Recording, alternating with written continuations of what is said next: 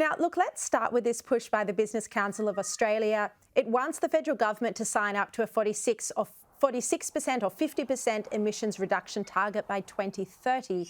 They say it will make it easier for Australia to achieve net zero by 2050. Matt Thistlethwaite, does Labor support this target of 46 or 50% by 2030? So the target that we have at the moment is net zero by 2050.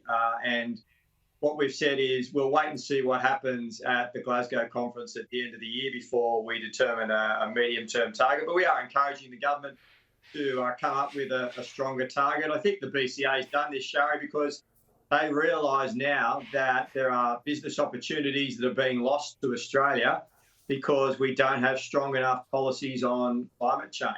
We've seen, in the electric vehicle industry, opportunities are going missing here in Australia.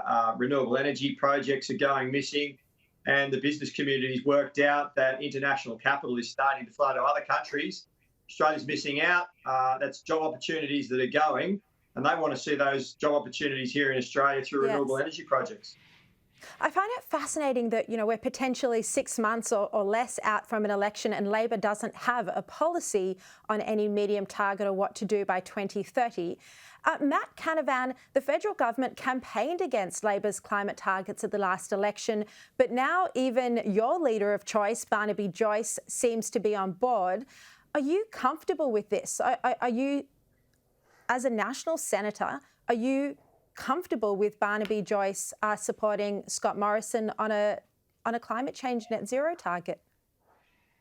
I think that's a bit of verbling of where Barnaby is, but my position is very clear, Shari. I think this is the wrong path for Australia. The Business Council in particular here have net zero credibility on this issue.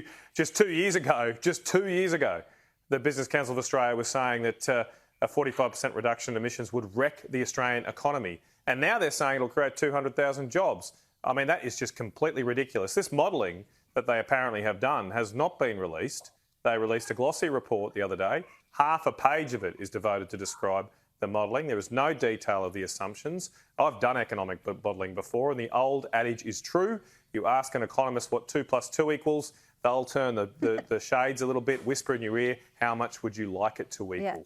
Yeah. And that's what seems to have happened here, because I'm not lining up with the global banks. I'm not lining up with big business. I'm lining up with the average Australian worker in this country who wants their job protected and us to fight for that in international forums.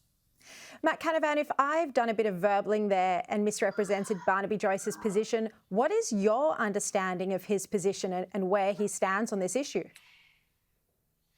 Well, the Nationals Party have always been against net zero. As recently as last year, Michael McCormack, our leader, said as much. And of course, as you said, the coalition government campaigned against it the last election. Now, there seems to be discussions going that I'm not involved in, Shari, so I'm sorry I can't bring any extra light on them to you.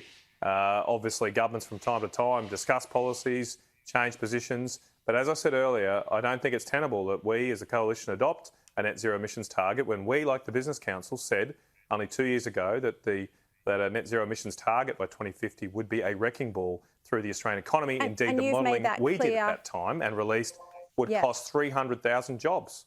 So we can't just turn around and say this is great now. Have you had those conversations or those arguments with Barnaby Joyce in the past week?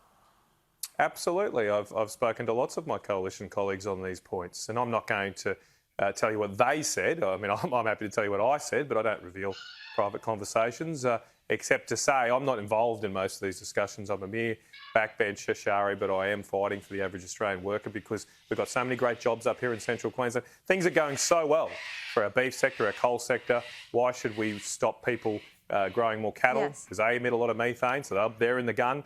Why should we stop our coal industry, take advantage of the massive demand out there? There is record prices for Australian coal. Let's take those growth opportunities and let's grow more industries like hydrogen today. Matt Thistlethwaite's absolutely wrong.